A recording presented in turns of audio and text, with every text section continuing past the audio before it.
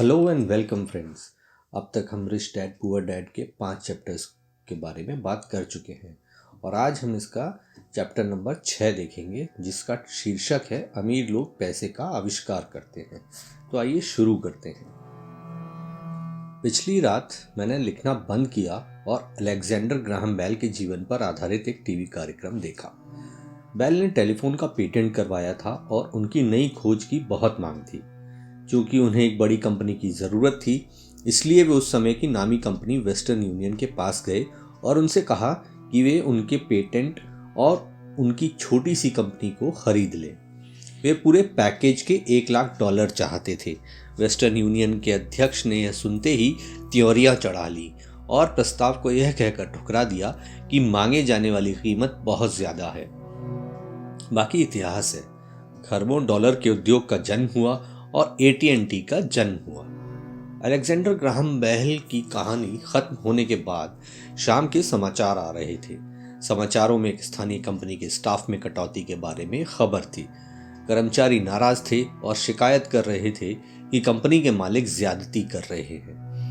Factory के सामने एक 45 साल का नौकरी से निकाला गया मैनेजर अपनी पत्नी और 2 बच्चों के साथ खड़ा था और सुरक्षा गार्डों से अंदर जाने की इजाजत मांग रहा था ताकि वह मालिकों से यह विनती कर सके कि उसे नौकरी से ना निकाला जाए। उसने हाल ही में एक मकान खरीदा था और उसे डर था कि उसे मकान बेचना पड़ेगा। कैमरा उसके अनुनय विनय पर नजरें गड़ाए था और पूरी दुनिया इसे देख रही थी। यह कहने की जरूरत नहीं है कि इसने मेरा ध्यान खींच लिया। मैं 1984 से व्यावसायिक रूप से पढ़ रहा हूँ। यह एक बहुत अच्छा अनुभव और पुरस्कार रहा है। यह एक विचलित करने वाला काम भी है क्योंकि मैंने हजारों बच्चों को पढ़ाया है और मैंने सभी से एक बात देखी है जिसमें मैं भी शामिल हूं। हम में बहुत ज्यादा संभावनाएं होती हैं और हमें प्रकृति ने बहुत से उपहार दिए हैं, परंतु जो चीज हम सभी को पीछे धकेलती है वह है खुद के बारे में शंका। तकनीकी जानकारी की कमी के कारण हम पीछे नहीं रहते बल्कि आत्मविश्वास की कमी के कारण पीछे रहते हैं। कई लोगों पर इसका असर ज्यादा होता है। एक बार हम स्कूल छोड़ देते हैं तो हम सभी जानते हैं कि कॉलेज डिग्री के होने या अच्छे नंबर आने का कोई खास महत्व नहीं होता। शैक्षणिक माहौल के बाहर असली जिंदगी में अच्छे नंबरों से ज्यादा महत्वपूर्ण चीज की जरूरत होती है। इसे गट्स, बहादुरी, चालाकी, साहस, निरंतरता, प्रतिभा, जोखिम लेने की क्षमता इत्यादि के नाम से पुकारा जाता है। यह तत्व चाहे किसी भी नाम से पुकारा जाए, कुल मिलाकर हमारे भविष्य पर स्कूल के नंबरों से ज्यादा असर डालता है। हम सभी के भीतर एक बहादुर, प्रतिभाशाली और जोखिम लेने वाला चरित्र मौजूद होता है, परंतु हम सभी के भीतर चरित्र का एक दूसरा पहलू भी होता है जो अपने घुटने टेककर जरूरत पड़ने पर भीख भी मांग सकता है। मरीन कॉर्प्स के पायलट के रूप में वियतनाम में 1 साल रहने के बाद मुझे अपने भीतर छुपे इन दोनों चरित्रों के बारे में अंतरंग जानकारी मिली। दोनों में से किसी को भी बुरा नहीं कहा जा सकता, परंतु एक अध्यापक के रूप में मैंने यह जाना कि व्यक्ति की प्रतिभा के सबसे बड़े दुश्मन हैं बहुत ज्यादा डर और खुद की अक्षमताओं के बारे में शंका। यह देखकर मुझे दुख होता था कि कई विद्यार्थी जवाब जानते थे परंतु उनमें जवाब देने की हिम्मत नहीं थी। असली जिंदगी में स्मार्ट लोग आगे नहीं बढ़ पाते हैं, बहादुर लोग आगे बढ़ जाते हैं। मेरे अपने अनुभव में आपके फाइनेंशियल जीनियस के लिए तकनीकी ज्ञान भी जरूरी है और साहस भी।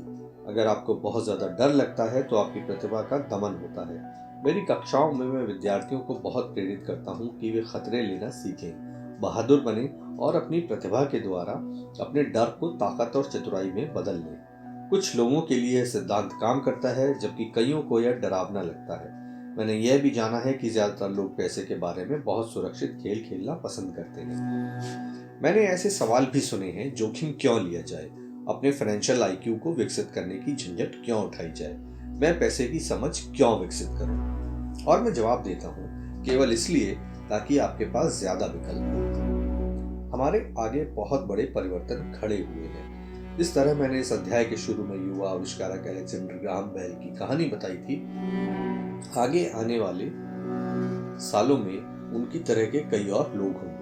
बिल गेट्स की तरह के सैकड़ों लोग होंगे और दुनिया भर में हर साल माइक्रोसॉफ्ट जैसी बहुत सी अत्यधिक सफल कंपनियां बनेंगी और दिवालियापन, कंपनी बंद होने, स्टाफ निकलने की बहुत सी घटनाएं भी होंगी। तो आपको फाइनेंशियल आईक्यू विकसित करने की झंझट में क्यों पड़ना चाहिए? इसका जवाब कोई और नहीं दे सकता, आप खुद दे सकते हैं। परंतु मैं आपको बता सकता हूं कि ऐसा क्यों करता हूं।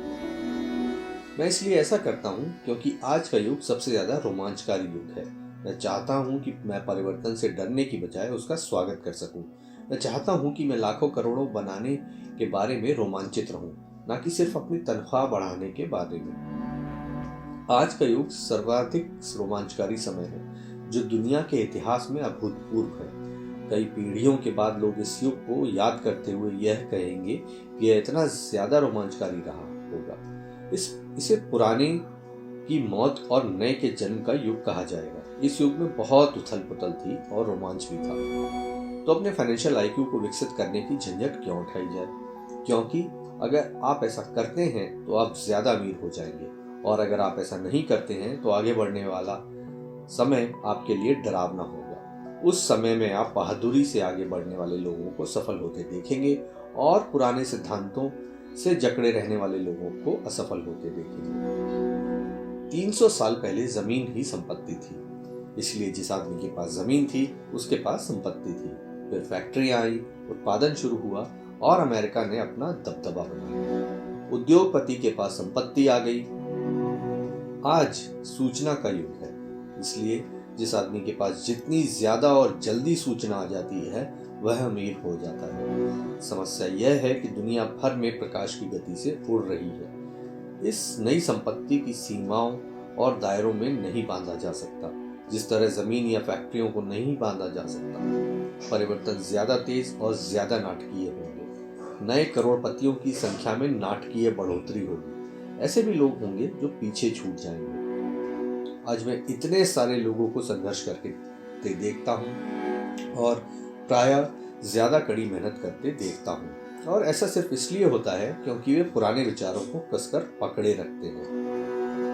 वे चाहते हैं कि चीजें उनके हिसाब से हैं। वे परिवर्तन का विरोध करते हैं। मैं ऐसे लोगों को जानता हूँ जिनकी नौकरी छूट गई है, घर बिक गया है, और वे इसके लिए टेक्नोलॉजी या अर्थव्यवस्था या अपने बॉस को दोष देते हैं। दुर्भाग्य से उन्हें यह महसूस ही नहीं होता कि वे भी समस्या का कारण हो सकते हैं। पुराने विचार उनके सबसे बड़े विरोधी बन जाते हैं, और ऐसा इसलिए होता है क्योंकि वे यह जान ही नहीं पाते कि जो विचार पुराने जमाने में संपत्ति था वह आज इसलिए नहीं है क्योंकि जमाना आगे बढ़ चुका है। एक दोपहर मैं अपने द्वारा इजाद किए गए बोर्ड गेम कैश फ्लो से शिक्षा दे रहा था। मेरा एक दोस्त किसी को अपने साथ लेकर आया था ताकि वह भी सीख सके। दोस्त का हाल ही में तलाक हुआ था। तलाक के मुकदमे में उसके हाथ बुरी तरह जल गए थे और अब वह कुछ जवाब ढूंढ रही थी। उसके मित्र को लगा कि शायद इस खेल में उसे कुछ सीखने को मिलेगा। इस खेल को इस तरह से बनाया गया है ताकि लोग यह सीख सके कि पैसा किस तरह काम करता है। खेलने के दौरान वे इनकम स्टेटमेंट और बैलेंस शीट के आपसी संबंध के बारे में सीखते हैं। वे सीखते हैं कि किस तरह दोनों के बीच कैश का फ्लो होता है और किस तरह पैसे की राह में आपको अपनी संपत्ति वाले कॉलम से निकलने वाले मासिक कैश फ्लो को बढ़ाना होता है ताकि ये आपकी मासिक खर्च से ज्यादा हो जाए। एक बार आप इसे हासिल कर लेते हैं तो आप चूहा दौड़ से बाहर निकल जाते हैं और तेज राह पर चल पड़ते हैं। जैसे मैंने कहा है, कुछ लोग इस खेल से नफरत करते हैं, कुछ इससे प्रेम करते हैं और कुछ इसका मतलब ही नहीं समझ पाते। इस महिला ने कुछ सीखने का बहुमूल्य अवसर खो दिया। शुरुआती राउंड में उसने एक डुडेड कार्ड खींचा जिस पर एक नाव बनी हुई थी। पहले तो वह खुश हुई, अरे मेरे पास तो एक नाव है। फिर जब उसके मित्र ने यह बताया कि किस तरह आंकड़े उसके इनकम स्टेटमेंट और बैलेंस शीट पर काम करते हैं तो वह कुंठित हो गई, क्योंकि उसे गणित जरा भी पसंद नहीं था। बाकी के खिलाड़ियों ने शांतिपूर्वक इंतजार किया जब उसका दोस्त इनकम स्टेटमेंट, बैलेंस शीट और मासिक कैश फ्लो के बारे में उसे समझाता रहा। अचानक जब उसने यह जान लिया कि आंकड़े किस तरह काम करते हैं तो उसे यह जानकर झटका लगा कि उसकी नाव उसे जिंदा खा रही है। बाद में वह डाउनसाइज हो गई और उसे एक बच्चा भी हो गया। वह उसके लिए एक भयानक खेल साबित हुआ। कक्षा के बाद उसका दोस्त आया और उसने मुझसे पूछा कि वह बहुत विचलित है। वह कक्षा में निवेश के बारे में सीखने के लिए आई थी और उसे यह बहुत मूर्खतापूर्ण लगा कि इतने बेकार खेल को खेलने में इतना ज्यादा समय बर्बाद किया जाए। उसके मित्र ने उसे यह समझाने की कोशिश की कि वह अपने भीतर झांक कर देखे कि क्या वह खेल उसके किसी अंदरूनी पहलू को उजागर कर रहा था। इस सुझाव पर उस महिला ने अपना पैसा वापस मांग लिया। उसने कहा कि यह विचार मूर्खतापूर्ण है कि कोई खेल किसी के अंदरूनी पहलू को उजागर करता है। उसका पैसा तत्काल वापस कर दिया गया और वह वापस चली गई। 1984 से मैं करोड़ों कमा रहा हूँ और सिर्फ इसलिए कमा रहा हूँ क्योंकि स्कूल सिस्टम वह नहीं सिखाता जो मैं सिखा रहा था। स्कूल में ज्यादातर शिक्षक भाषण देते हैं। अपने छात्र जीवन में मुझे भाषणों से चिढ़ थी। मुझे बहुत जल्दी बोरियत हो जाती थी और मेरा दिमाग इधर उधर भटकने लगता था। 1984 से मैंने खेल खेल में शिक्षा देना चालू किया। मैंने वयस्क विद्यार्थियों को प्रोत्साहित किया कि वे इन खेलों का ज्ञान बढ़ाने के इस पहलू से देखें कि वे क्या जानते हैं और उन्हें क्या सीखना चाहिए। सबसे महत्वपूर्ण बात यह है कि इस खेल से आदमी के व्यवहार पर भी प्रकाश पड़ता है। यह एक तात्कालिक फीडबैक सिस्टम भी है। टीचर लेक्चर दे, इसके बजाय खेल एक व्यक्तिगत लेक्चर बन जाता है जो आपके लिए ही बनाया गया है। उस महिला के मित्र ने बाद में मुझे पूरी बात बताने के लिए फोन किया। उसने कहा कि उसके मित्र अब शांत है। शांत होने के बाद उसने खेल और अपने जीवन के बीच में कुछ आपसी संबंध भी महसूस किए हैं। हालांकि उसके और उसके पति के पास नाव नहीं थी, परंतु उनके पास बाकी सब चीजें थी। वह अपने तलाक के बाद बहुत नाराज थी। उसका पति एक कम उम्र की महिला के साथ भाग गया था और 20 साल के वैवाहिक जीवन के बाद उनके पास दौलत के नाम पर बहुत कम सामान था। उनके बीच बांटने के लिए लगभग कुछ भी नहीं था। 20 साल की उनकी शादीशुदा जिंदगी में मजा बहुत आया था, परंतु उन्होंने केवल डुडेड ही इकट्ठे किए थे। उसने यह महसूस किया कि आंकड़ों पर उसका गुस्सा इनकम स्टेटमेंट और बैलेंस शीट पर इसलिए था क्योंकि वह उन्हें समझ नहीं पा रही थी। उसका यह मानना था कि पैसे थैले का हिसाब किताब रखना पुरुष का काम है। वह घर संभालती थी और उसका पति पैसों को संभालता था। उसे अब यह पक्का भरोसा हो चुका था कि उनकी शादी के आखिरी 5 सालों में उसके पति ने उससे पैसे छुपाए थे। वह इस बात पर खुद से नाराज थी कि उसे यह पता ही नहीं चला कि पैसा कहाँ गया और यह भी पता नहीं चला था कि उसका किसी दूसरी औरत के साथ संबंध बन चुका है। बोर्ड गेम की ही तरह दुनिया भी तत्काल फीडबैक देती है। अगर हम ज्यादा ध्यान दें तो हम ज्यादा सीख सकते हैं। कुछ समय पहले की बात है, मैंने अपनी पत्नी से कहा कि धोबी ने मेरी पैंट को सिकोड़ दिया है। मेरी पत्नी धीमे से मुस्कुराई और उसने मेरे पेट में उंगली गड़ाते हुए मुझे बताया कि पैंट नहीं सिकुड़ी है बल्कि कोई और चीज फैल गई है। कैश फ्लो नामक यह खेल हर खिलाड़ी को व्यक्तिगत फीडबैक देने के हिसाब से तैयार किया गया है। इसका लक्ष्य आपको विकल्प प्रदान करना है। अगर आप नाव वाला कार्ड निकालते हैं और आपको कर्ज में डाल देता है तो सवाल यह उठता है, अब आप क्या कर सकते हैं? आपके पास कितने फाइनेंशियल विकल्प मौजूद हैं? यही खेल का लक्ष्य है, खिलाड़ियों को सोचना सिखाना ताकि वे नए और बहुत से फाइनेंशियल विकल्प बना सकें। मैंने 1000 से ज्यादा लोगों को यह खेल खेलते देखा है। वे लोग जो इस खेल की चूहा दौड़ से सबसे जल्दी निकल जाते हैं, उन्हें अंकों की समझ होती है और उनके पास रचनात्मक फाइनेंशियल दिमाग होता है। वे बहुत से फाइनेंशियल विकल्पों को देख सकते हैं। जिन लोगों को सबसे ज्यादा समय लगता है वे ऐसे लोग होते हैं जिन्हें अंकों की समझ नहीं होती और जिन्हें प्रायः निवेश की ताकत का एहसास नहीं होता। अमीर लोग प्रायः रचनात्मक होते हैं और सोच समझकर खतरे उठाते हैं। कैश फ्लो खेलने वाले कई लोग ऐसे भी होते हैं जो इस खेल में बहुत सा पैसा तो कमा लेते हैं, परंतु उन्हें यह नहीं पता होता कि वे इस पैसे का क्या करें। उनमें से ज्यादातर असली जिंदगी में भी आर्थिक रूप से सफल नहीं होते। हर कोई उनसे आगे निकल जाता है। इस तथ्य के बावजूद कि उनके पास पैसा होता है। और यही असली जिंदगी में भी होता है। ऐसे बहुत से लोग हैं जिनके पास बहुत सा पैसा होता है और फिर भी वे आर्थिक रूप से आगे नहीं बढ़ पाते। अपने विकल्पों को सीमित कर लेना पुराने विचारों से चिपके रहने की ही तरह है। हाई स्कूल के समय का मेरा एक दोस्त अभी 3 नौकरियां कर रहा है। 20 साल पहले वह मेरे सभी सहपाठियों में सबसे अमीर हुआ करता था। जब स्थानीय शुगर प्लांट बंद हुआ तो वह जिस कंपनी के लिए काम करता था वह भी बंद हो गई। उसके दिमाग में केवल एक विकल्प था और वह पुराना विकल्प था, कड़ी मेहनत करो। समस्या यह थी कि उसे कोई बराबरी की नौकरी नहीं मिल पाई जो पुरानी कंपनी में उसकी वरिष्ठता को मांगे।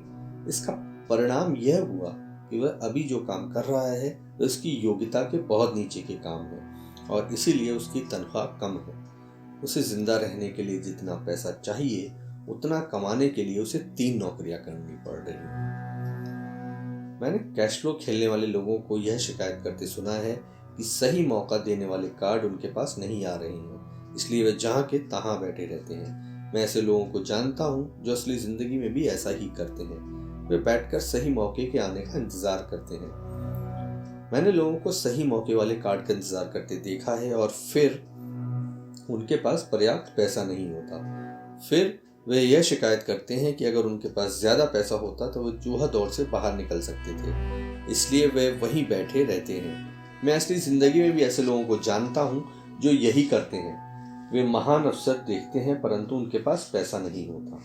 और मैं देखता हूँ कि लोग एक महान अवसर वाले कार्ड को खींचते हैं, उसे जोर से पढ़ते हैं और उन्हें यह पता ही नहीं होता कि यह एक महान अवसर है। उनके पास पैसा भी होता है, समय भी होता है, कार्ड भी होता है, परंतु वे अवसर को नहीं देख पाते। वे यह देखने में असफल हो जाते हैं कि चूहा दौड़ से बच निकलने के लिए किस तरह उनकी फाइनेंशियल योजना में फिट होता है। और मेरी राय में इस तरह के लोग दूसरे सभी तरह के लोगों से ज्यादा संख्या में होते हैं। ज्यादातर लोगों को जिंदगी में एक बार मिलने वाला सुनहरा अवसर उनके सामने पड़ा हुआ मिलता है, परंतु वे उसे नहीं देख पाते। 1 साल बाद उन्हें इसका पता चलता है जब बाकी सब लोग अमीर बन जाते हैं। फाइनेंशियल बुद्धि का मतलब है ज्यादा विकल्प होना। अगर अवसर आपके सामने नहीं आ रहे हैं तो आप अपनी आर्थिक स्थिति सुधारने के लिए क्या कर सकते हैं। अगर कोई अवसर आपकी गोद में आ रहा है और आपके पास पैसा नहीं है और बैंक वाले आपको सुधार नहीं दे रहे हैं तो आप उस अवसर से कैसे लाभ उठा सकते हैं। अगर आपका अनुमान गलत है और अगर आप जिसकी उम्मीद करते हैं वह नहीं होता है तो आप किस तरह एक नींबू को लाखों में बदल सकते हैं। यही फाइनेंशियल बुद्धि है। क्या होता है, इससे हमारा ज्यादा सरोकार नहीं है, बल्कि आप एक नींबू को लाखों में बदलने के लिए कितने अलग अलग तरह के आर्थिक समाधान खोज सकते हैं। इसका मतलब है कि आप अपनी पैसे की समस्याओं को सुलझाने में कितने रचनात्मक हैं। ज्यादातर लोग केवल एक समाधान जानते हैं, कड़ी मेहनत करो, बचत करो और उधार लो। तो आपको अपनी फाइनेंशियल बुद्धि क्यों बढ़ानी चाहिए? क्योंकि आप उस तरह के इंसान होना चाहते हैं जो अपनी किस्मत खुद बना सकता हो। आप जो होता है होने देते हैं और उसे बेहतर में बदलने की क्षमता रखते हैं। बहुत कम लोग ये समझ पाते हैं कि किस्मत भी हम ही बनाते हैं, जिस तरह की पैसा बनाया जाता है। और आप ज्यादा किस्मत वाले होना चाहते हैं और ज्यादा पैसा बनाना चाहते हैं तो कड़ी मेहनत करने के अलावा आपकी फाइनेंशियल बुद्धि महत्वपूर्ण है। अगर आप उस तरह के आदमी हैं जो सही चीज होने का इंतजार करता है तो शायद आपको बहुत लंबे समय तक इंतजार करना पड़ेगा। यह तो उसी तरह की बात है कि आप गैरेज से गाड़ी निकालने से पहले यह पक्का करना चाहें कि अगले 5 मील तक की सभी स्ट्रीट लाइट हरी हो। जब हम छोटे थे तो अमीर डैडी माइक और मुझे लगातार यह बताते थे, पैसा असली नहीं है। अमीर डैडी हमें बार बार यह याद दिलाया करते थे कि जब हमने प्लास्टर ऑफ पेरिस से सिक्के डाले थे तो हम पैसे के रहस्य के सबसे करीब आ गए थे, क्योंकि हम पैसा बना रहे थे। गरीब और मध्य वर्ग पैसे के लिए काम करते हैं, उनका कहना था। अमीर लोग पैसा बनाते हैं। आप धन को जितना असली समझेंगे आप उसके लिए उतनी ही ज्यादा मेहनत से काम करेंगे। अगर आप इस विचार को मन में उतार लें कि पैसा असली चीज नहीं है तो आप ज्यादा तेजी से अमीर बन सकते हैं। अगर पैसा असली चीज नहीं है तो फिर वह क्या है? माइक और मैं उनसे यह सवाल पूछते थे। पैसा वह है जिसके बारे में हम सहमत हो जाएं, अम्मी डैडी इतना ही जवाब देते थे। हमारे पास जो इकलौती सबसे शक्तिशाली पूंजी है वह है हमारा दिमाग। अगर इसे अच्छी तरह प्रशिक्षित कर दिया जाए तो यह एक पल में ढेर सारी दौलत बना सकता है। इतनी दौलत जो 300 साल पहले के राजाओं और रानियों ने सपने में भी नहीं देखी होगी। एक अप्रशिक्षित व्यक्ति बहुत ज्यादा गरीबी भी बना सकता है, जो पीढ़ी दर पीढ़ी चलने के कारण कई पीढ़ियों तक बनी रह सकती है। सूचना के इस युग में पैसा मिनटों में बनता है। कुछ लोग तो जीरो से शुरू करके अविश्वसनीय रूप से अमीर हो जाते हैं और इसके लिए वे केवल कुछ विचारों और अनुबंधों का सहारा लेते हैं। आपको यह बात वे लोग आसानी से बता सकते हैं जो स्टॉक मार्केट में ट्रेडिंग करते हैं या दूसरे निवेश करते हैं, क्योंकि वहां ऐसा अक्सर होता रहता है। कुछ नहीं से तत्काल करोड़ों बनाए जा सकते हैं और कुछ नहीं से मेरा मतलब है बिना पैसे के लेन देन के। यह अनुबंध के द्वारा किया जाता है। ट्रेडिंग पिट में हाथ के एक संकेत से टोरंटो के ग्राहक के आदेश पर लिस्बन के ट्रेडर की स्क्रीन पर बत्ती जलती है और शेयर पल भर में टोरंटो पहुंच जाते हैं। 1 मिनट बाद शेयर बेचने का आदेश दिया जाता है और वे पल भर में बिक जाते हैं। इस पूरे मामले में धन का लेन देन नहीं हुआ था, अनुबंधों का हुआ था।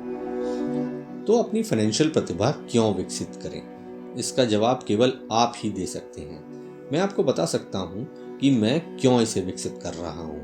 मैं ऐसा इसलिए करता हूं क्योंकि मैं तेजी से धन कमाना चाहता हूं। इसलिए नहीं कि मुझे इसकी ज़रूरत है, बल्कि इसलिए क्योंकि मैं ऐसा करना चाहता हूं। यह सीखने की एक दिलचस्प प्रक्रिया है।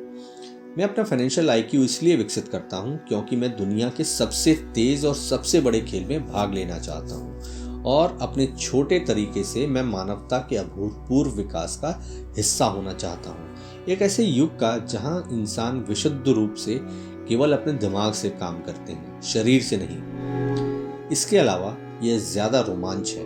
यहाँ पैसा है, यहाँ डर है, यहाँ आनंद है।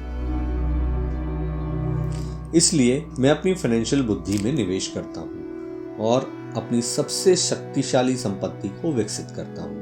मैं बहादुरी से आगे बढ़ने वाले लोगों के साथ होता हूँ। मैं पीछे रह जाने वाले लोगों के साथ नहीं होना चाहता हूँ। मैं पैसे बनाने का एक आसान उदाहरण देना चाहता हूँ। 1990 के दशक की शुरुआत में फीनिक्स की अर्थव्यवस्था बहुत बुरी थी। मैं good morning America TV serial देख रहा था जब एक फाइनेंशियल प्लानर आया और उसने निराशावादी भविष्यवाणियां करना शुरू कर दिया। उसकी सलाह थी, पैसे बचाओ, हर महीने $100 बचाओ और 40 सालों में आप भी करोड़पति बन सकते हैं। खैर, हर महीने निश्चित रकम बचाना भी एक अच्छा विचार है। यह एक विकल्प है, एक ऐसा विकल्प जिसे बहुत से लोग मान लेंगे। समस्या यह है कि ऐसा करने से आदमी यह नहीं जान पाता कि उसके आसपास क्या हो रहा है। वे अपने पैसे में ज्यादा महत्वपूर्ण बढ़ोतरी के बड़े मौकों का फायदा नहीं उठा पाते। दुनिया उनके पास से गुजरकर आगे बढ़ जाती है। जैसे मैंने कहा, अर्थव्यवस्था उस समय बहुत बुरे हाल में थी। निवेशकों के लिए यह एक आदर्श बाजार स्थिति थी। मेरा काफी पैसा उस समय स्टॉक मार्केट और अपार्टमेंट हाउसेस में फंसा हुआ था। मेरे पास नकद पैसा नहीं था। चूंकि हर कोई बेच रहा था, इसलिए मैं खरीद रहा था। मैं पैसे बचा नहीं रहा था, मैं निवेश कर रहा था। मेरी पत्नी और मेरे पास $10 लाख से ज्यादा नकद थे जो तेजी से बढ़ते हुए बाजार में काम कर रहे थे। निवेश करने के लिए यह सबसे बढ़िया मौका था। अर्थव्यवस्था भयावह थी। मैं बहुत छोटे छोटे निवेशों का तो वर्णन नहीं कर सकता, परंतु कई बड़ी बातें जरूर बताना चाहूंगा। वे घर जिनकी कीमत कभी $1 लाख होती थी, अब $75,000 के हो गए थे। परंतु स्थानीय रियल एस्टेट ऑफिस में खरीदारी करने के बजाय मैंने दिवालिया वकील के ऑफिस या अदालतों की सीढ़ियों पर खरीदारी करना चालू कर दिया। इन जगहों पर $75,000 का घर $20,000 या इससे भी कम में खरीदा जा सकता था। मैंने अपने मित्र से $2,000 का लोन लिया। 90 दिनों के इस लोन पर ब्याज $200 था। मैंने वकील को कैशियर का चेक दे दिया। जब अनुबंध की कार्यवाही चल रही थी, तब मैंने अखबार में विज्ञापन दिया कि $75,000 का घर केवल 60,000 में बिकाऊ है और किसी डाउन पेमेंट की जरूरत नहीं है। मेरा फोन तत्काल व्यस्त हो गया और लगातार बजने लगा। संभावित खरीदारों को छांटा गया और एक बार मकान कानूनी रूप से मेरे नाम हो गया तो सभी संभावित खरीदारों को घर देखने की इजाजत दे दी गई। अत्यंत रोमांचकारी घटनाक्रम के बीच कुछ ही मिनटों में बिक गया। मैंने $2500 की प्रोसेसिंग फी मांगी जो उन्होंने खुशी खुशी दे दी और उसके बाद कानूनी नामांतरण की कार्रवाई चालू हो गई। मैंने अपने मित्र के $2000 के कर्ज में $200 ब्याज मिलाकर उसे दे दिए। वह खुश हो गया और इस घर खरीदने वाला खुश था, वकील भी खुश था और मैं भी खुश था। मैंने $20,000 में खरीदे गए घर को $60,000 में बेच दिया था। मेरे पास खरीदार का शपथ पत्र था जिसने मेरे संपत्ति वाले कॉलम में $40,000 जमा कर दिए थे। इस पूरी कार्रवाई में कुल 5 घंटे लगे थे। तो अब जबकि आप में पैसे की समझ आ चुकी है और आप अंक पढ़ सकते हैं, मैं आपको दिखाऊंगा कि यह किस तरह पैसे का आविष्कार करने का उदाहरण है। मंदी के बाजार में अपने खाली समय में मैंने और मेरी पत्नी ने इस तरह के 6 सौदे निपटाए। जबकि हमारा ज्यादातर पैसा बड़ी प्रॉपर्टीज और स्टॉक मार्केट में फंसा हुआ था, हम खरीदने और बेचने के सौदों में अपनी संपत्ति वाले कॉलम में $1,90,000 से ज्यादा बनाने में कामयाब हो गए थे। इस तरह हर साल की अनुमानित आय $19,000 हो गई थी और इसका ज्यादातर भाग हमारे प्राइवेट कॉरपोरेशन द्वारा सुरक्षित था। इस $19,000 प्रति वर्ष का बड़ा हिस्सा हमारी कंपनी की कारों, पेट्रोल, ट्रिप्स, बीमे, ग्राहकों के साथ डिनर इत्यादि चीजों पर खर्च हो सकता था। जब तक सरकार को उस आमदनी पर टैक्स लगाने का मौका मिलता, तब तक वह कानूनी रूप से खर्च हो चुका था। अपनी फाइनेंशियल बुद्धि के इस्तेमाल से पैसा किस तरह खोजा जा सकता है, बनाया जा सकता है और सुरक्षित किया जा सकता है, यह इसका एक आसान उदाहरण है। खुद से पूछें कि $1,90,000 बचाने के लिए आपको कितना समय लगेगा। क्या बैंक आपके पैसे पर 10% ब्याज देगी? और शपथ पत्र 30 सालों तक वैध था। मुझे आशा है कि वे मुझे कभी $1,90,000 नहीं देंगे। मुझे टैक्स देना पड़ेगा अगर वे मुझे मूलधन देते हैं और इसके अलावा 30 साल के समय में $1,90,000 दिए जाने से कुल आमदनी $500,000 से ज्यादा होती है। मुझसे लोग पूछते हैं कि क्या होगा अगर कोई व्यक्ति पैसे नहीं चुकाए। ऐसा होता है और यह एक अच्छी खबर है। 1994 से 1997 तक फीनिक्स रियल एस्टेट बाजार देश में सबसे ज्यादा गर्म बाजार साबित हुआ है। उस $60,000 के घर को दोबारा $70,000 में बेचा जा सकता है और एक बार फिर से $2,500 प्रोसेसिंग फीस के रूप में वसूल किए जा सकते हैं। नए खरीदार के लिए भी यह मुफ्त का सौदा होगा और यह प्रक्रिया चलती रह सकती है।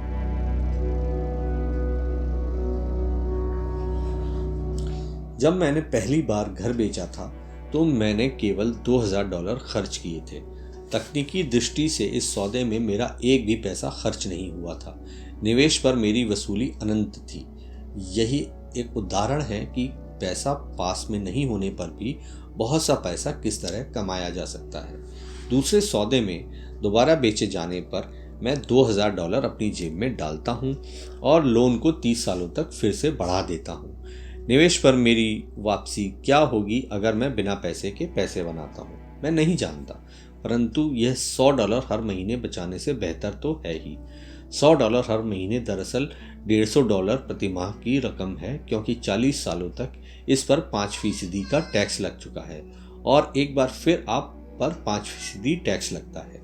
यह करना बहुत बुद्धिमानी की बात नहीं है। यह सुरक्षित हो सकता है परंतु यह स्मार्ट नहीं है। आज 1997 में जब मैं पुस्तक लिख रहा हूं तो बाजार की स्थितियां 5 साल पहले की स्थिति से पूरी तरह अलग है।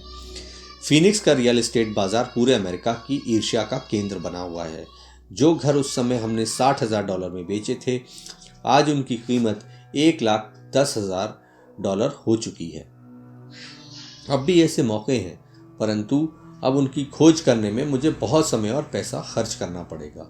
वे दुर्लभ हैं, परंतु आज हजारों खरीदार इन सौदों की तलाश में भटक रहे हैं और बहुत कम समझदारी भरे मौके मौजूद हैं। बाजार बदल चुका है, यह आगे बढ़ने का समय है और संपत्ति वाले कॉलम में दूसरे मौके ढूंढने का समय है। आप यहाँ ऐसा नहीं कर सकते, यह कानून के खिलाफ है, आप झूठ बोल रहे हैं। मैं इस तरह की प्रतिक्रियाओं को ज्यादा सुनता हूँ और क्या आप मुझे ऐसा करने का तरीका बता सकते हैं, यह आग्रह कम सुनता हूँ। गणित आसान है, आपको इसमें बीजगणित या कैलकुलेटर की जरूरत नहीं है। मैं ज्यादा इसलिए नहीं लिखता क्योंकि एस्क्रो कंपनी कानूनी सौदों को संभालती है और भुगतान की सेवा को भी। मुझे छत ठीक करवाने या टॉयलेट ठीक करने की झंझट भी नहीं उठानी पड़ती क्योंकि यह काम घर के मालिक का है, यह उनका घर है। कभी कभार कोई पैसा नहीं चुकाता और यह भी अच्छा होता है क्योंकि उसमें विलंब शुल्क मिलता है या वे घर छोड़कर चले जाते हैं और प्रॉपर्टी एक बार फिर से बेच दी जाती है। कोर्ट सिस्टम यह सब संभाल लेता है और हो सकता है यह आपके इलाके में काम ना करे। बाजार की स्थिति अलग हो सकती है, परंतु यह उदाहरण दर्शाता है कि किस तरह एक आसान वित्तीय प्रक्रिया कुछ ही समय में लाखों डॉलर बना सकती है, जिसे बनाने में आपका ज्यादा पैसा भी नहीं लगता है और आपको जोखिम भी कम होता है। यह अनुबंध से बनाए जाने वाले पैसे का उदाहरण है। जिसके पास भी हाई स्कूल तक की शिक्षा है वह ऐसा कर सकता है, परंतु ज्यादातर लोग ऐसा नहीं करते। ज्यादातर लोग मेहनत करो और पैसे बचाओ की पुरानी सलाह सुनते हैं। लगभग 30 घंटे की मेहनत के बाद लगभग $190,000 संपत्ति बनाने वाले कॉलम में आ गए और इसके लिए टैक्स भी नहीं देना पड़ा। इनमें से कौन सी सलाह आपको ज्यादा कठिन लगती है? कड़ी मेहनत करो, 50% की दर से टैक्स चुकाओ और फिर जो रकम बचती है उसमें से बचत करो। आपकी बचत पर आपको 5% ब्याज मिलता है जिस पर एक बार फिर टैक्स लगता है। या नंबर 2, पैसे की समझ विकसित करने का समय निकालें और अपने दिमाग और संपत्ति वाले कॉलम की ताकत का इस्तेमाल करें।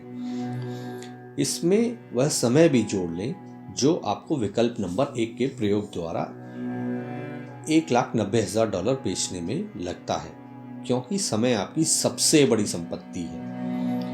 अब आप समझ सकते हैं कि मैं क्यों चुपचाप अपना सिर हिलाता हूँ जब मैं लोगों को यह कहते सुनता हूँ मेरा बच्चा स्कूल में अच्छी पढ़ाई कर रहा है और उसे अच्छी शिक्षा मिल रही है। यह अच्छी हो सकती है, परंतु क्या यह पर्याप्त है? मैं जानता हूं कि उपर्युक्त निवेश तकनीक एक छोटी तकनीक है।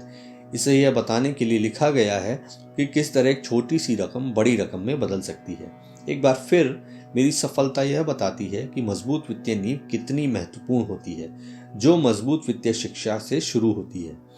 मैंने इसे पहले कहा है और यह इतना महत्वपूर्ण है कि मैं इसे एक बार फिर दोहराना चाहता हूँ। वित्तीय बुद्धि 4 मुख्य तकनीकी दक्षताओं से मिलकर बनती है। नंबर 1, वित्तीय साक्षरता, अंकों को पढ़ने की योग्यता। नंबर 2, निवेश की रणनीति, धन द्वारा धन बनाने का विज्ञान। नंबर 3, बाजार, मांग और पूर्ति।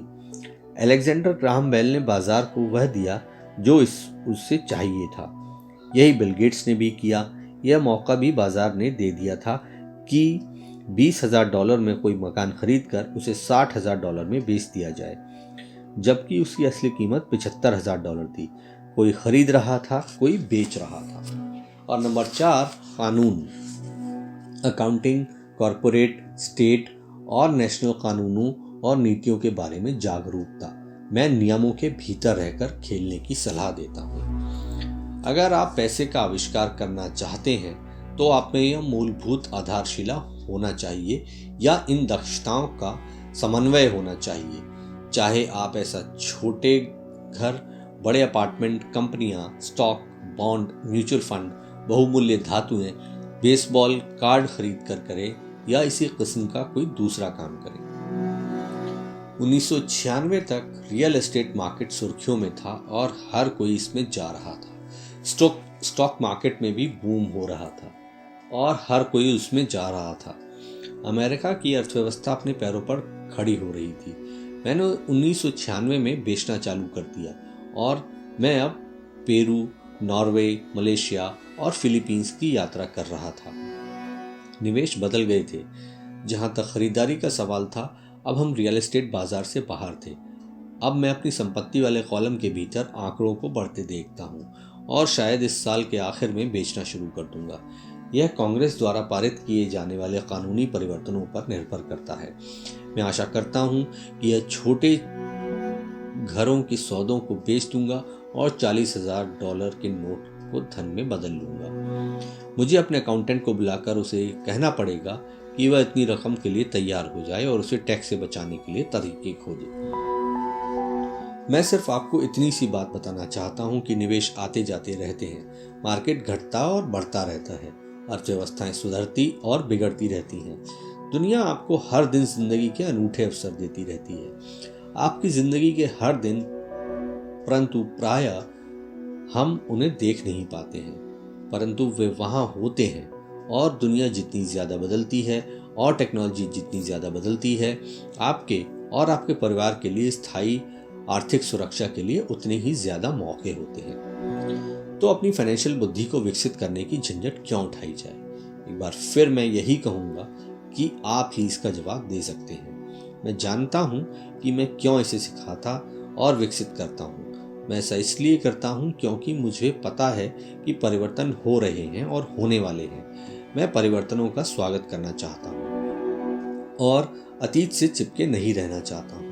मैं जानता हूं कि मार्केट में ज्वार आएगा और मार्केट में भाटा भी आएगा।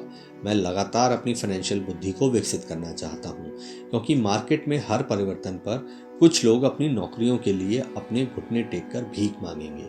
इसी समय कई दूसरे लोग जिंदगी द्वारा दिए गए नींबुओं को उन्हें लेकर करोड़ों में बदल लेंगे।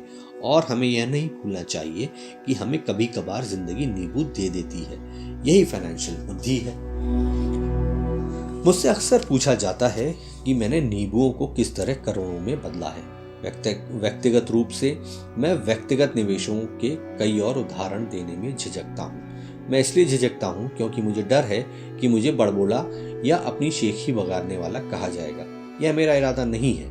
मैं सिर्फ इसलिए उदाहरण देता हूँ ताकि उसको अंकों और समयावधि से सच्ची और आसान घटनाओं को बताया जा सके। मैं उदाहरण इसलिए देता हूँ ताकि आपको यह बता सकूं कि यह आसान है, यह ज्यादा आसान है अगर आप फाइनेंशियल बुद्धि के 4 स्तंभों के जानकार हैं। व्यक्तिगत रूप से मैं फाइनेंशियल बुद्धि के लिए 2 मुख्य साधनों का इस्तेमाल करता हूँ, रियल एस्टेट और छोटे स्टॉक्स। मैं रियल एस्टेट को अपनी नींव की तरह इस्तेमाल करता हूँ। हर दिन मेरी प्रॉपर्टीज कैश फ्लो प्रदान करती हैं और उनका मूल्य बढ़ता जाता है।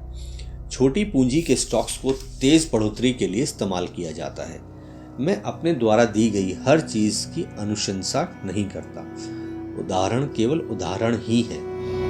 अगर अवसर बहुत जटिल है और मैं निवेश को नहीं समझ पाता हूं, तो मैं निवेश नहीं करता हूं। पैसे के बारे में निर्णय लेने में हमें केवल साधारण गणित और कॉमन सेंस की जरूरत होती है। उदाहरणों का प्रयोग निम्न 5 कारणों से किया जाता है। 1. लोगों को ज्यादा सीखने के लिए प्रेरित करने के लिए। 2. लोगों को यह बताने के लिए कि अगर नींव मजबूत है तो पैसे का महल बनाना आसान है। 3. यह बताने के लिए कि कोई भी ढेर सारा पैसा बना सकता है। 4. यह दिखाने के लिए कि आपके लक्ष्यों को हासिल करने के करोड़ों तरीके हैं। 5. यह बताने के लिए कि यह कोई रॉकेट साइंस नहीं है। 1989 में मैं ऑरेगन के पोर्टलैंड में खूबसूरत जगह पर जॉगिंग किया करता था। यह एक उपनगर था जहां छोटे छोटे घर बने हुए थे। वे छोटे और सुंदर थे। हर कहीं मुझे बिकाऊ है के बोर्ड दिखते थे। टिम्बर मार्केट का बुरा हाल था, स्टॉक मार्केट में क्रैश हुआ था और अर्थव्यवस्था में मंदी थी। एक सड़क पर मैंने एक बिकाऊ है का बोर्ड देखा जो वहां काफी लंबे समय से लगा हुआ था। यह पुराना दिख रहा था। एक दिन इसके पास से जॉगिंग करते समय मेरी मुलाकात इसके मालिक से हो गई जो परेशान दिख रहा था। मैंने पूछा, आपने अपना घर की क्या कीमत लगाई है? मालिक घूमा और फीकी मुस्कुराहट के साथ कहा, आप कीमत लगा लें।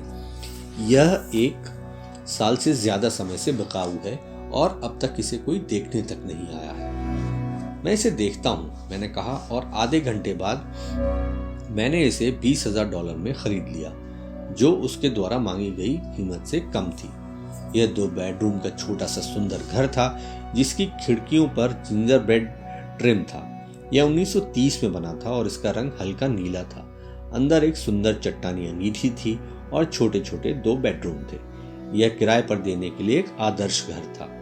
मैंने मालिक को $45,000 के घर के लिए $5,000 नकद दिए, जिसकी असली कीमत $65,000 होगी।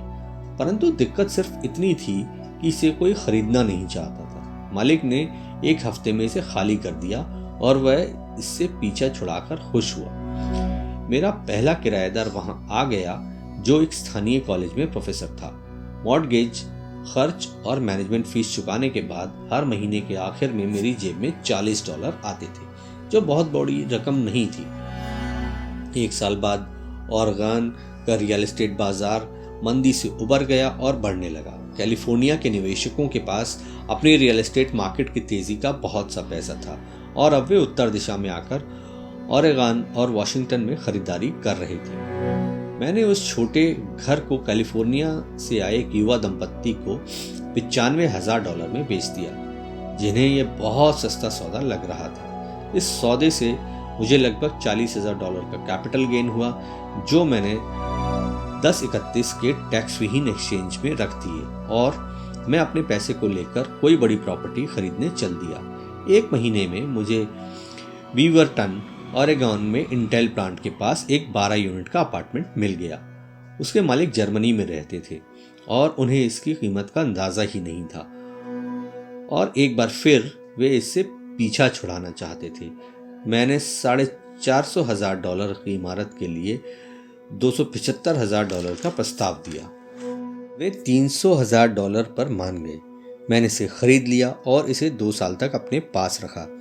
फिर उसी 1031 एक्सचेंज प्रक्रिया का फायदा उठाते हुए मैंने उस इमारत को $495,000 में बेच दिया और एरिजोना फिनिक्स में एक 30 यूनिट का अपार्टमेंट खरीद लिया। तब तक हम फिनिक्स चले गए थे और हमें वैसे भी इसे बेचना था। पहले जो हाल ओरेगन बाजार का था, वही मंदी का माहौल फिनिक्स के रियल एस्टेट मार्केट में देखने को मिला। फिनिक्स में 30 यूनिट की अपार्टमेंट इमारत की कीमत $875,000 थी, जिसमें से $225,000 डाउन पेमेंट था। 30 यूनिटों से आने वाला कैश फ्लो $5,000 प्रति माह से कुछ ज़्यादा था। एरिजोना का बाजार भी बढ़ने लगा और 1996 में एक कोलोराडो के निवेशक ने हमें उस प्रॉपर्टी के लिए $12 लाख का प्रस्ताव रखा। मेरी पत्नी और मैं बेचने पर विचार कर रहे थे, परंतु हमने यह देखने का इंतजार किया कि क्या कांग्रेस कैपिटल गेन कानूनों में परिवर्तन करेगी। अगर वह परिवर्तन करती है तो प्रॉपर्टी की कीमत 15 से 20% तक बढ़ जाएगी। इसके अलावा हर महीने $5,000 मिलते रहना अच्छा लगता था। इस उदाहरण में मुद्दे की बात यह है कि किस तरह एक छोटी रकम एक बड़ी रकम में बदली जा सकती है। एक बार फिर मैं यह कहना चाहता हूं कि इसके लिए फाइनेंशियल स्टेटमेंट्स, निवेश की रणनीति, बाजार की समझ और कानूनों की जानकारी होना जरूरी है। अगर लोग इन विषयों के बारे में जानकारी नहीं रखते हैं तो स्पष्ट रूप से वे स्टैंडर्ड सलाह का पालन करेंगे जो कहती है कि सुरक्षित खेल खेलना चाहिए और सुरक्षित निवेशों में पैसा लगाना चाहिए। सुरक्षित निवेशों के साथ समस्या यह है कि वे अक्सर बहुत कम मुनाफा देते हैं। उन्हें इतना सुरक्षित बना दिया जाता है कि उनसे मिलने वाला मुनाफा कम हो जाता है। ज़्यादातर बड़े ब्रोकरेज हाउसेस जोखिम भरे सौदों से बचते हैं ताकि वे खुद की और अपनी ग्राहकों की सुरक्षा कर सकें, और यह नीति समझदारी की भी है। असली गर्म सौदे नौसिखियों को नहीं दिए जाते। प्रायः सर्वश्रेष्ठ सौदे उन लोगों के लिए सुरक्षित रखे जाते हैं जो इस खेल को अच्छी तरह समझते हैं, और ये सौदे अमीरों को और भी ज़्यादा अमीर बना देते हैं। वैसे भी इस तरह के जोखिम भरे सौदे नौसिखियों के सामने रखना तकनीकी रूप से गैरकानूनी माना जाता है, परंतु ऐसा कभी कभार होता भी है। मैं जितना ज़्यादा परिष्कृत होता जाता हूँ उतने ही अवसर मुझे मिलते जाते हैं। जिंदगी में फाइनेंशियल बुद्धि विकसित करने का एक और फायदा यह होता है कि इससे आपके सामने ज़्यादातर अवसर आते हैं, और आपकी फाइनेंशियल बुद्धि जितनी ज़्यादा बढ़ती जाती है, आपके लिए यह बताना आसान होता जाता है कि कोई सौदा अच्छा है या बुरा। आपकी बुद्धि तत्काल एक बुरे सौदे को पहचान सकती है, या एक बुरे सौदे को अच्छे सौदे में बदल सकती है। मैं जितना ज़्यादा सीखता हूँ और सीखने के लिए अभी बहुत कुछ बाकी है, मैं उतना ही ज़्यादा पैसा सिर्फ इसलिए कमाता हूँ क्योंकि समय के साथ साथ मेरा अनुभव और बुद्धि बढ़ती जाती है।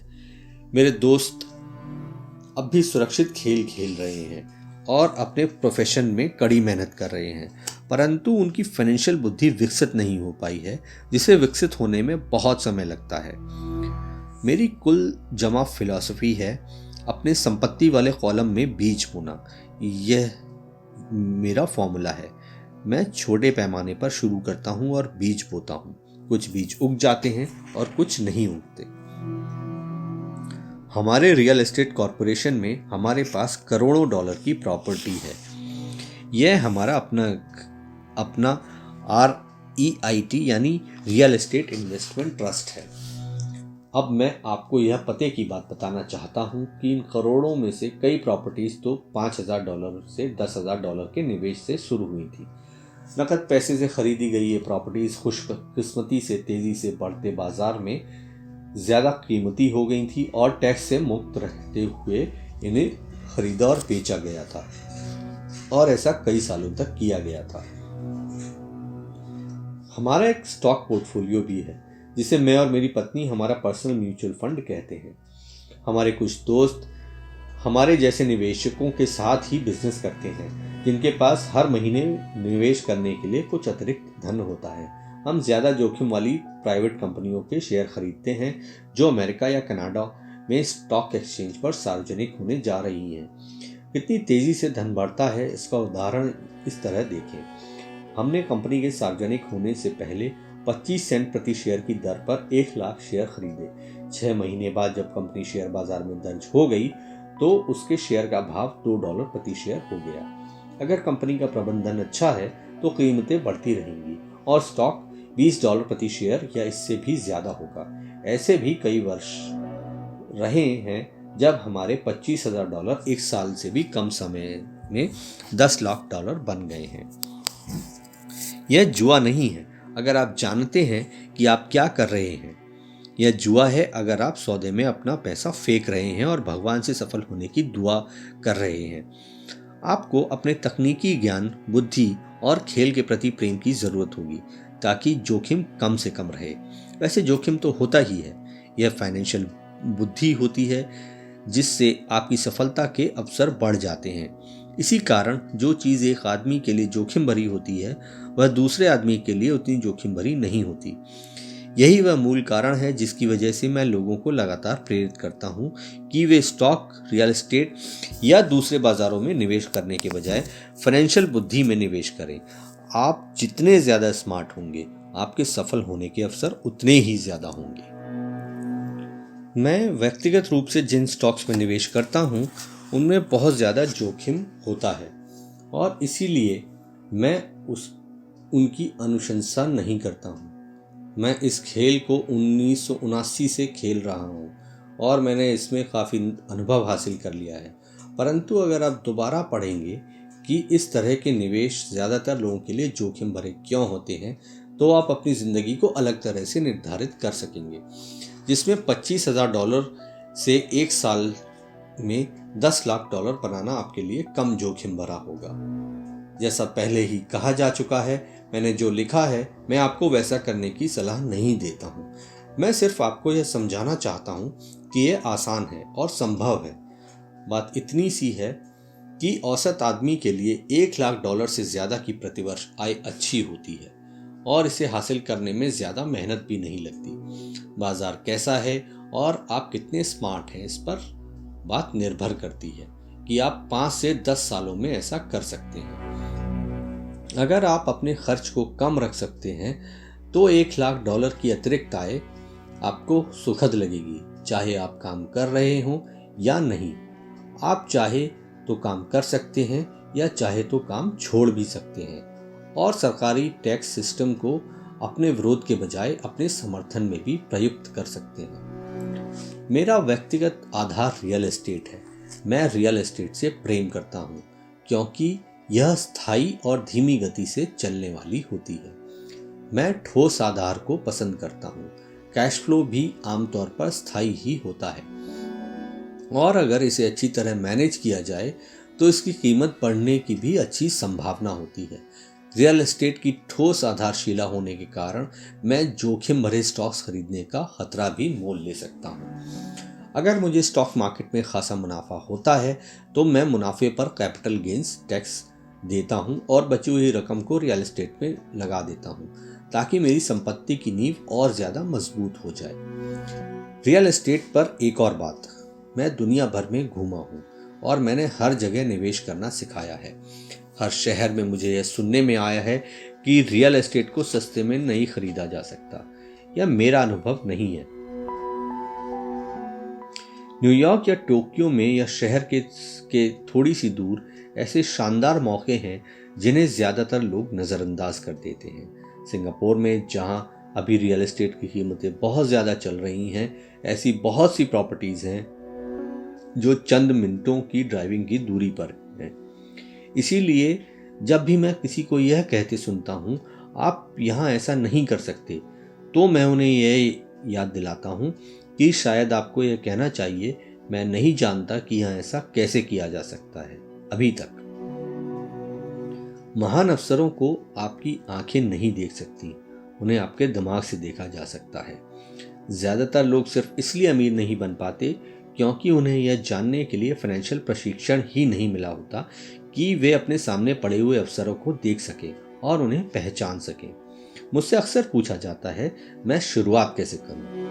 पिछले अध्याय में मैंने आर्थिक स्वतंत्रता की राह पर चलने वाले 10 कदमों का उल्लेख किया है, परंतु यह हमेशा याद रखें कि आपको मज़ा आना चाहिए। यह केवल एक खेल है। कई बार आप जीत जाते हैं और कई बार आपको अनुभव मिलता है, परंतु हमेशा आनंद लें। ज़्यादातर लोग कभी नहीं जीत पाते क्योंकि उन्हें हार का डर लगा रहता है। इसीलिए मुझे स्कूल मूर्खतापूर्ण लगता है। स्कूल में हम सीखते हैं कि गलतियाँ बुरी बात होती है और गलतियाँ करने के लिए हमें सज़ा भी दी जाती है, परंतु अगर हम इंसानों की सीखने की प्रक्रिया पर नज़र डालें तो हम पाएंगे कि इंसान गलतियां करके ही सीखते हैं। हम गिर गिर कर ही चलना सीख पाते हैं। अगर हम कभी नहीं गिरे तो हम कभी चल भी नहीं पाएंगे। यही मोटरसाइकिल चलाने के बारे में भी सही है। मेरे घुटनों पर अब भी चोट के निशान हैं, परंतु आज मैं बिना सोचे मोटरसाइकिल चला सकता हूँ। यही अमीर बनने के बारे में भी सही है। दुर्भाग्य से ज़्यादातर लोगों के अमीर ना बन पाने का मुख्य कारण यह है कि वे हारने से डरते हैं। जीतने वाले हारने से नहीं डरते हैं, परंतु हारने वाले डरते हैं। सफलता की प्रक्रिया का एक भाग असफलता भी है। जो लोग असफलता से बचते हैं, सफलता उनसे बचती है। मैं पैसे कमाने को टेनिस के खेल की तरह मानता हूँ। मैं मेहनत से खेलता हूँ, गलतियाँ करता हूँ, गलतियाँ सुधारता हूँ और ज़्यादा गलतियाँ करता हूँ, सुधारता हूँ और इस तरह मेरा खेल सुधर जाता है। अगर मैं खेल में हार जाता हूँ तो मैं नेट के पास जाकर अपने विरोधी से हाथ मिलाता हूँ, मुस्कुराता हूँ और कहता हूँ अगले शनिवार को मिलेंगे। निवेशक दो तरह के होते हैं। पहले और सबसे आम तरह के निवेशक वे लोग होते हैं जो एक पैकेज में निवेश करते हैं। वे रियल आउटलेट में फ़ोन करते हैं और जैसे एक रियल एस्टेट कंपनी या स्टॉक ब्रोकर या फाइनेंशियल प्लानर को, और फिर वे कुछ खरीदते हैं। यह एक म्यूचुअल फंड और EIT स्टॉक या बॉन्ड हो सकता है। यह निवेश का एक अच्छा, साफ सुथरा और आसान तरीका है। यह उसी तरह की खरीदारी हो गई जैसे कोई ग्राहक कंप्यूटर स्टोर में जाकर शेल्फ पर रखे कंप्यूटर को खरीद ले। दूसरी तरह के निवेशक वे होते हैं जो निवेशों को बनाते हैं। इस तरह के निवेशक आमतौर पर सौदों को असेंबल करते हैं, जिस तरह कंप्यूटर इंजीनियर कंप्यूटर के पुर्जों को असेंबल करते हैं। मैं यह तो नहीं जानता कि कंप्यूटर के पुर्जों को किस तरह असेंबल किया जाता है, परंतु मैं यह जानता हूं कि आर्थिक अफसरों के पुर्जों को किस तरह असेंबल किया जा सकता है, या मैं ऐसे लोगों को जानता हूं जो ऐसा कर सकते हैं। दूसरे किस्म का निवेशक ही प्रोफेशनल निवेशक होता है। कई बार तो पुर्जों को इकट्ठा करने में सालों लग जाते हैं और कई बार वे कभी इकट्ठे नहीं हो पाते। मेरे अम्मी डैडी ने मुझे दूसरे किस्म का निवेशक बनने के लिए प्रोत्साहित किया। यह सीखना महत्वपूर्ण है कि पुर्जों को किस तरह असेंबल किया जाए, क्योंकि यहीं पर भारी जीत का मौका होता है और अगर किस्मत आपके साथ ना हो तो यहीं पर भारी नुकसान का खतरा होता है। अगर आप दूसरी किस्म के निवेशक बनना चाहते हैं तो आपको मुख्य रूप से 3 मुख्य दक्षताएं विकसित करने की ज़रूरत है। फाइनेंशियल बुद्धि के अलावा इन दक्षताओं की ज़रूरत होती है। 1, किस तरह ऐसे मौके को खोजें जो दूसरों को दिखाई नहीं देता हो।